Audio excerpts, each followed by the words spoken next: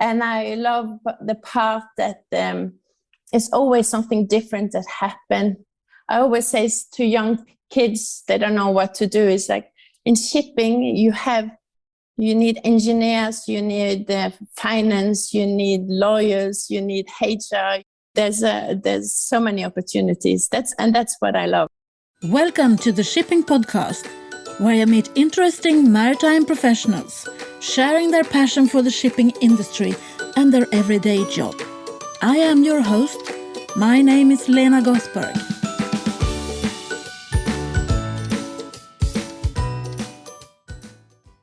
Hello, Shipping Podcast lovers, and welcome to episode 190 of the Shipping Podcast. Last week, someone said to me, every conversation matters. How true is that? The most effective knowledge sharing tool is conversation, and that is what we do here. Lately, I've had so many good conversations, and I'm happy to share some of them with you. When talking with today's guest, my voice might have been slightly overused by all my conversations, or maybe it's an early sign of a cold. I don't know, but I hope you can oversee with that. It's not me that you should listen to anyhow. It's Synnøve Seglem, Deputy Managing Director of Knutsen OAS Shipping AS, and the newly elected Chair of the Norwegian Shipowners Association. Welcome to the Shipping Podcast. Could you please introduce yourself? Thank you, Lena. Well, my name is Synnøve Seglem. I'm the Deputy Managing Director of Knutsen OAS Shipping. I'm also the co-owner, together with my father, Synnøve Seglem, and my sister, Jorunn Seglem. And we are operating at the moment more than 46 vessels sailing worldwide. Shuttle tankers, LNG carriers, and product tankers. At the moment, I'm also the president of the Norwegian Shipowners Association, among a lot of other hats that I sometimes wear. So what is your background? What is your education? Well, I have a master in engineering. So I have a master of material science and engineering from Imperial College in London. And that's a little bit, actually, it's because all my father's friends, they expected me to do naval architect as my father. And then I was 18 and I said, no, I'm never going to do what my father is doing. So that's why I decided to do material science instead. But then afterwards, after working for a few years in DNV, I went back to London and I did a shipping degree in shipping finance. So I have another 2 master degrees, one in engineering and one shipping finance at Cass Business School. But no naval architect? No. Still. No, well, I'm an engineer, so that you can use me for that. So was it always decided that you should enter the family business? No, not at all, actually. I always felt that I could make my own choices, and I did as well. I always been very keen on and proud that I make my choices the way I want it. But of course, I've been allowed to be participating in a lot of travel, a lot of kind of parties and gatherings, and a lot of shipping events since I was very young. And of course, that affects you without even knowing it. I learned a lot about the shipping industry. I went to a lot of shipyards. I always sometimes say that when I was young, all my holidays were in Spain. But now I know it's not holiday, it was business trips. So what were you doing in Spain then? Well, we were building from the 90s until 2008. We were building about 30 vessels in Spain, in different shipyards in north of Spain, in south of Spain, in Cadiz, in Sevilla, in Sestao and Gijón, a lot of places in Spain. And all my holidays were there at the shipyard or a contract dinner in Madrid. So you learn quite a lot when you're young without even understanding that you actually learn something. It's the school of life, I guess. So what do you love the most with being in the shipping industry? I love the people, the interactions, the international, the way that the global perspective of being international, and then trade is international, and we are all very dependent on each other, regardless if it's oil or LNG or consumer items. Our business has always been on tankers, so it's always been product, chemicals, oil, and LNG. But of course, shipping is a lot more. And I love the part that it's always something different that happens. I always say to young kids, they don't know what to do. It's like in shipping, you need engineers, you need finance, you need lawyers, you need HR, you need maybe you need a shrink as well. I don't know. But you need so much things. I mean, there's so many opportunities. That's what I love. And also I think that I learn a lot. Some of my business is part of new contracts, so I have to understand and read the language of law and contracts and more commercial, but also I'm an engineer, so I love to understand new technology, innovation. So there's a lot of things to do. I totally agree. Maybe this podcast is like a shrink. I don't know. I get people to talk about what they love. So maybe I should start asking them what they don't like so much. I don't know. Yeah, but it's more fun to listen to people what they like because it's more enthusiasm. Yes. So how do you see the future for the maritime industry now? Well, I see a lot of change, that's for sure. I see new players will come and maybe some old and stable players will disappear. There's a lot of change happening, especially when it comes to new environmental rules. And I also see, it's much more difficult to enter the business now because of all the rules. You have the rules of environmental rules, but then also you have all the finance and the ESG, and there are so much regulations, and it's quite costly and also very, very demanding on reporting. So I think it will be very difficult to be a small player in the future, at least the way I see it. But maybe I'm wrong, but there's a lot of reporting. There are changes, and I think there are some good changes as well. I mean, yes, we need to take our responsibility for a better society and go along with all these environmental changes that we need to do. Change is not bad. No, it's just hard work.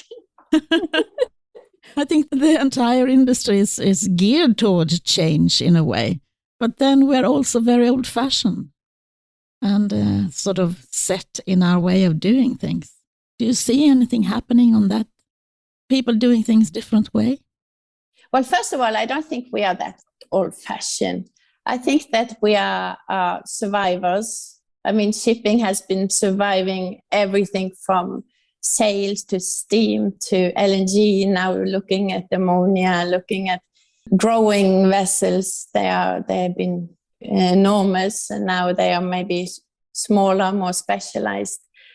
So I think that digitalization will be part of the new trend as well, more to become more efficient, to be more precise, and also understanding how to maintain the vessels as well. That I think that before we had this, we have at the moment the rule of doing dry docking every 5 years on our ships, and we have to open all the valves and do a lot of routine because of the number of years since last time we checked. But I think this is also something that will change, that it's more monitored, everything is more digital, and we can see if there's any changes in the operation. Okay, not old-fashioned then. Not so old-fashioned. No, I think we are changing, and I think we are adapting.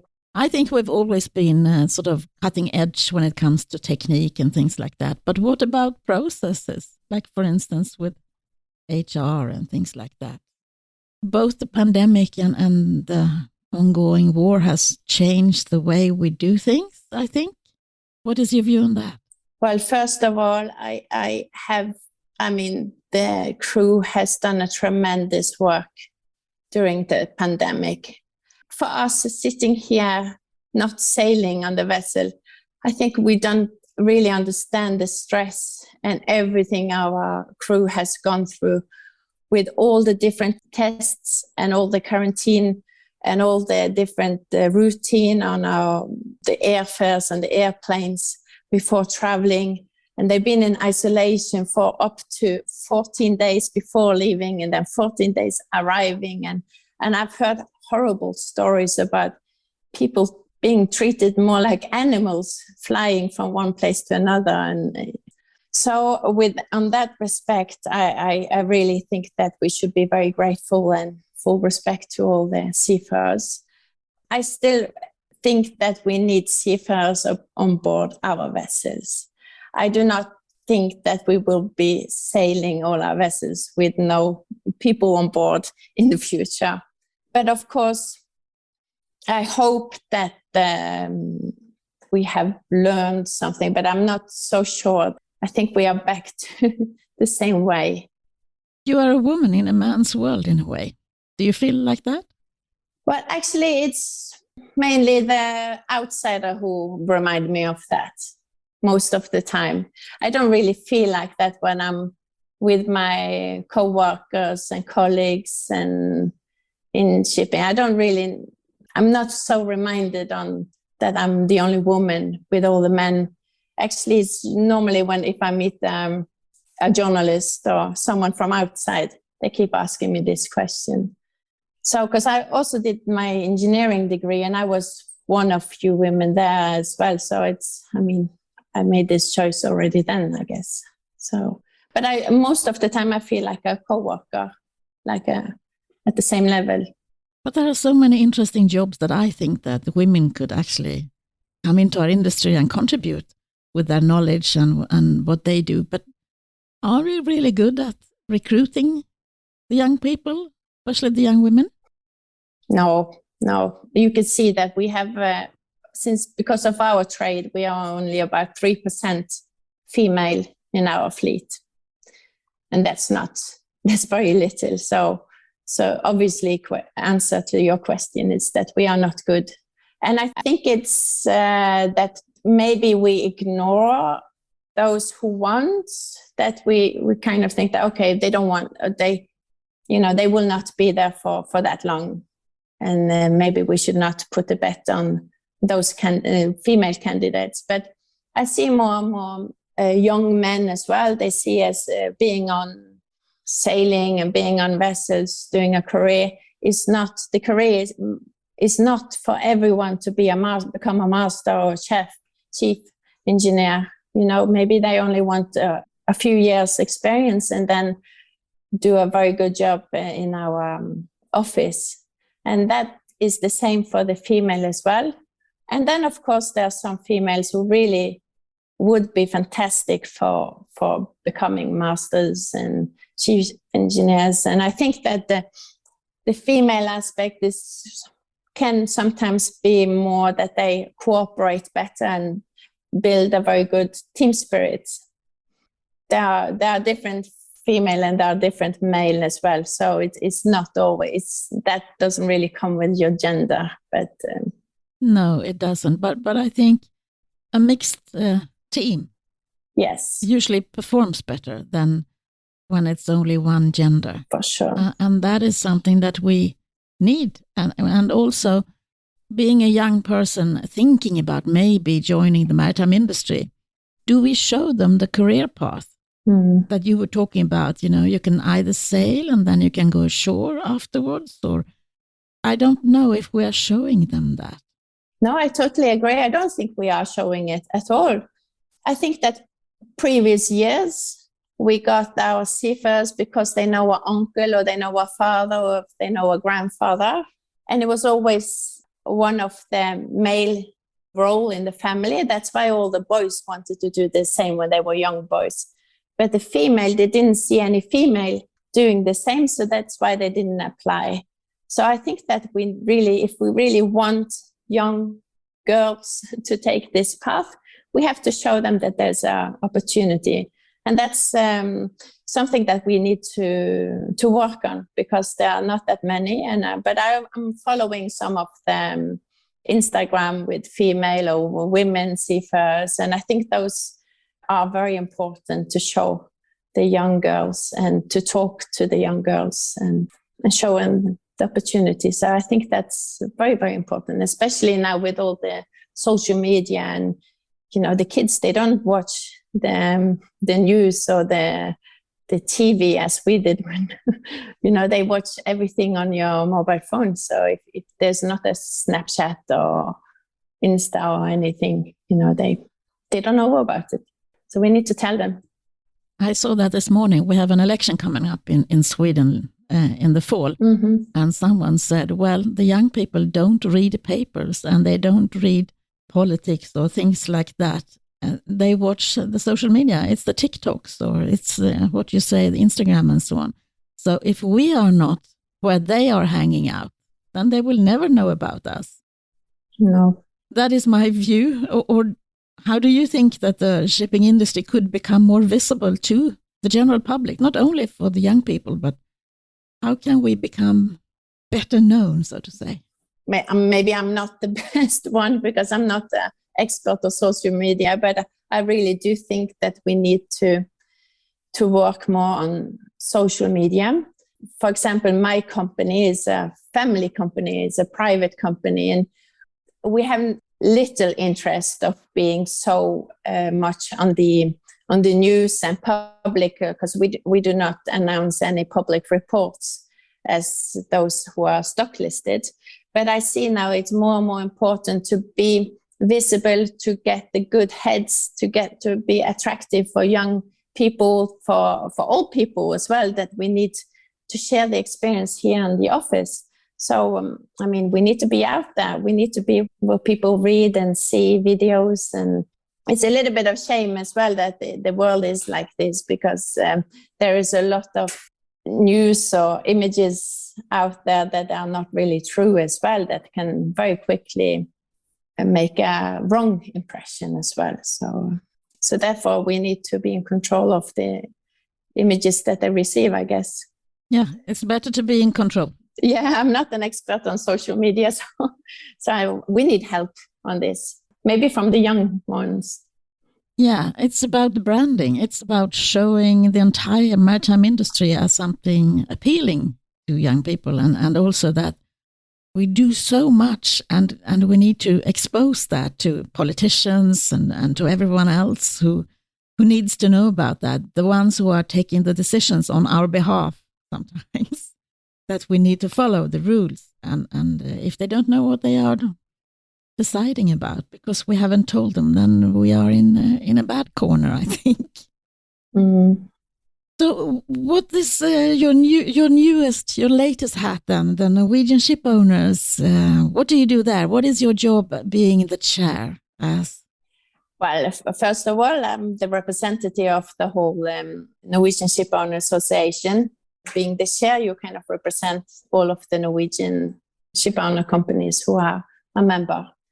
And I think that's, first of all, I think it's a great honor and very exciting to take this part in this role.